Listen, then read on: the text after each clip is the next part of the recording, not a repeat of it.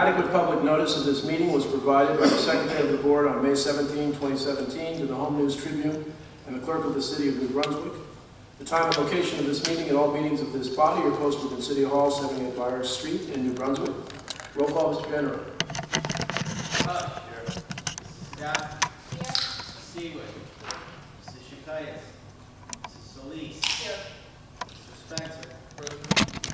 Morella. Mrs. Ortiz. Here. Dr. Caldwell. Here. Dr. Wall. Please rise for the flag salute. Dr. Johnson, will you lead us in the flag salute? Ready to salute? I pledge allegiance to the flag of the United States of America and to the republic for which it stands, one nation, under God, indivisible, with liberty and justice for all. A reminder, the next regular Board of Education meeting will be held on Tuesday, August 15, 2017, beginning at 7 o'clock p.m. at New Brunswick High School in the auditorium, right here. Item number 3, the minutes for June 29th, 2017. Is there a motion? So moved. Second? Roll call, please. Mr. Hutt. Yes. Mrs. Sadowski. Yes. Mrs. Seawood. Yes. Mrs. Solis. Yes. Mr. Spencer. Mrs. Ortiz. Yes. Dr. Caldwell. Yes. Motion approved. Wonderful. Item 4, the superintendent's report. Dr. Johnson. Yes, just to close out the year, we had, for the month of June, we had 81 district-wide suspensions, 6 cases of harassment, intimidation, and bullying. Our student enrollment closed at 10,267 students. Student attendance at 93% for the month of June, and certificated staff attendance for the month of June was at 95%. Thank you. Is there a motion to accept the superintendent's report? So moved. Second? Roll call, please. Mr. Hutt. Yes. Mrs. Sadowski. Yes. Mrs. Seawood. Mrs. Solis. Yes. Mr. Spencer. Yes. Mr. Ortiz. Yes. Dr. Caldwell. Yes. Motion approved. Item number 5, the Facilities Committee report. Mr. Spencer. Yes, Mr. President. The facility meeting did not meet this month, or will meet the next month, but we'll report everything in the next September meeting. Thank you, sir. Item number 6, the Policy Committee report. Mr. Benito Ortiz. The policy committee did not meet for the month of July, so there's no report to give. We will continue as we meet in September, but I think it was. Thank you. Item number 7, the Athletic Committee report. Mr. Hush. Yes, the athletic committee did not meet this month. Thank you very much. I do have bank reconciliations for the athletic. Motion to accept bank reconciliation. Is there a second? Second. Okay, roll call, please. Mr. Hutt. Yes. Mrs. Sadowski. Yes. Mrs. Seawood. Mrs. Solis. Yes. Mr. Spencer. Yes. Mr. Ortiz. Yes. Dr. Caldwell. Yes. Motion approved. Item number 8, the Curriculum Committee report. Mr. Benito Ortiz. Yes, Mr. President. The curriculum committee did not meet for the month of July, so there's no report to give at this time. We will resume, hopefully in September. So, thank you. Item number 9, the Public Relations Committee report. Ms. Diana Solis. I have no report to give for this month, Mr. President. Okay, thank you very much. Item number 10, the Educational Services Commission of New Jersey. I'll report that, this is the summer, so that's why we don't have reports.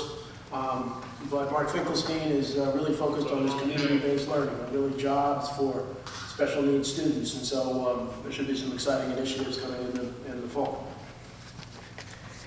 So item number 11 is my report. So first, I would like to commit really commend Dr. Johnson and the team for working very hard this summer.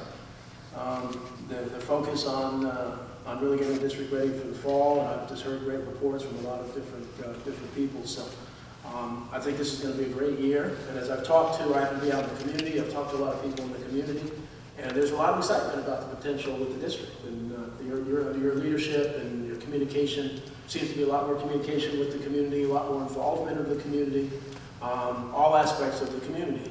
So I commend you on that item. Item number 12, public comments. Are there any public comments? We give 3 seconds to get to the podium, and, sorry, Chairman.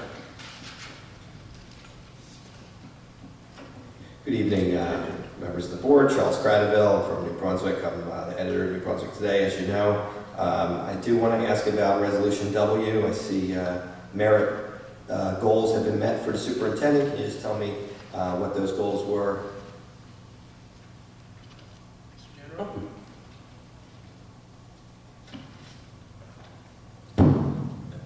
Dr. Johnson can talk specifically about the specific goals.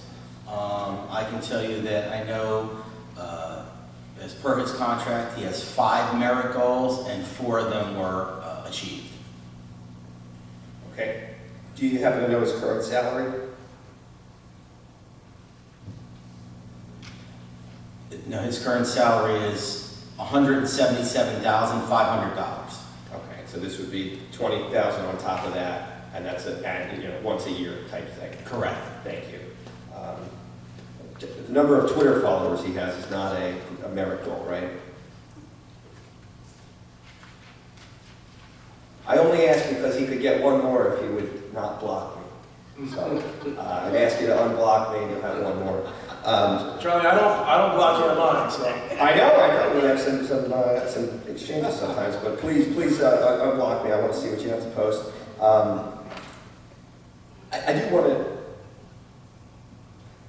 I do want to revisit a suggestion that others have raised before about maybe having at least some of the board's meetings in a different location, as beautiful a place as this and as the facilities are, accommodating. Obviously, it has not resulted in a big turnout tonight, and I know the last meeting was also a low turnout. I just think perhaps in the summer or certain, key points along the way, it might make sense to have a public meeting somewhere else. I know other districts kind of mix it up as to where they have their meetings geographically, and I think it could ultimately result in more people seeing the work that you do and also potentially contributing or being engaged with it. So that's just a constructive suggestion. Charlie, you have been around, but we actually did that one year, and a couple challenges. One, the attendance was even lower, but 2, parking becomes a problem too. And something, you go to Lord Sterling, we just had an event there civically, and I had to tell the parking authority, don't ticket anybody, because so that's been a challenge, but we'll take it under advisement. Thank you, I appreciate that. And I do want to ask, is there, how does the enrollment for pre-K compare this year to last year? Is there a big drop-off? Rich? Mr. General?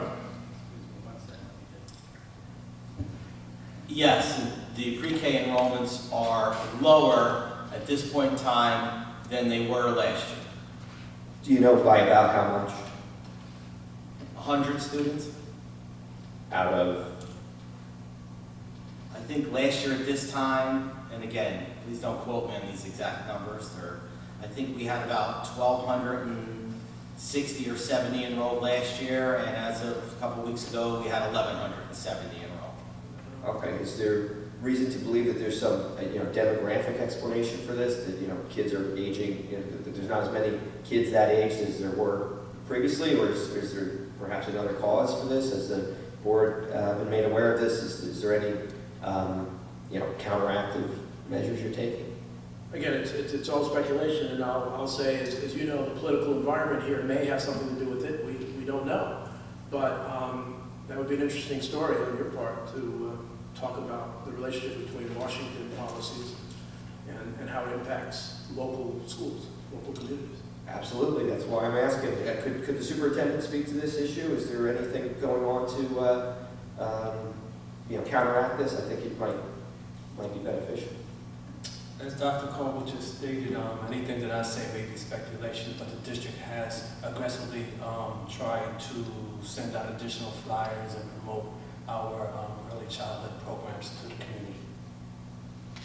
Okay, so anything different this year than last year? We've been more aggressive in terms of reaching parents. Gotcha. All right, well, anything I can do to help? I am working on an article about this, so your input is welcome. I think you guys know where to find me. My phone number and email's at the bottom of every article I write. And our paper's available all over town for free in print and also online. So thanks for your time and have a great night. Have a good evening, John. Thank you. Are there any other public comments? Okay, hearing none, do I hear a motion to accept the consent agenda? Item number 13. So moved. Is there a second? Okay, roll call, Mr. Gainer.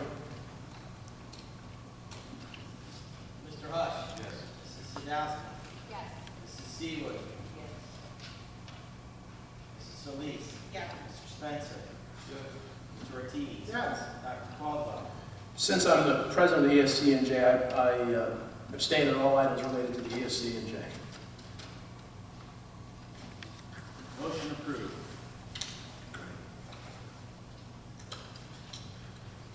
Okay, Finance Committee report. Ms. Patricia Sadowski.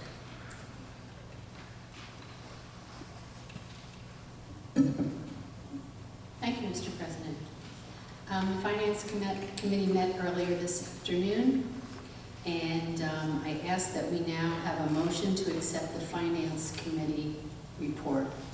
Is there a second? Second. Okay, roll call, please, Mr. Gainer. Mr. Hush. Yes. Mrs. Sadowski. Yes. Mrs. Seawood. Yes. Mrs. Solis. Yes. Mr. Spencer. Mr. Ortiz. Yes. Dr. Caldwell. Yes. Motion approved. Item number 15, I'll now read the resolution for closed session and we'll vote on it.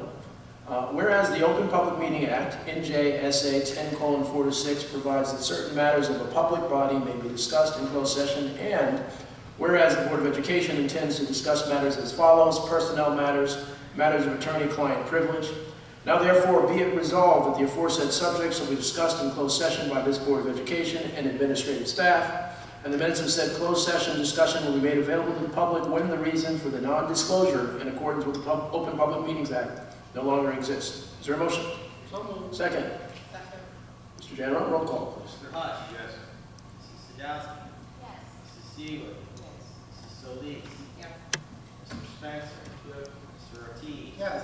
Dr. Caldwell. Yes. We are in closed session. Wonderful.